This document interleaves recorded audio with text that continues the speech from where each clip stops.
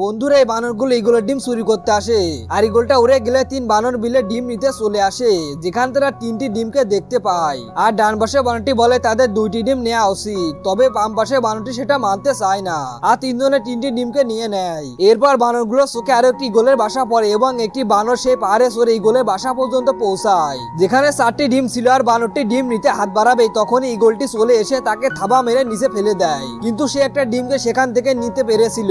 আসলে বন্ধুরা এই বানরগুলো ডিম থেকে বাচ্চা ফুটিয়ে তাদের পোষ বানিয়ে বড় করে তোলে এবং সেই ইগলগুলো বড় হয়ে গিয়ে তাদের জন্য অনেক অনেক মাছ ধরে আনে, যা দিয়ে তাদের পেট চলে আর কি।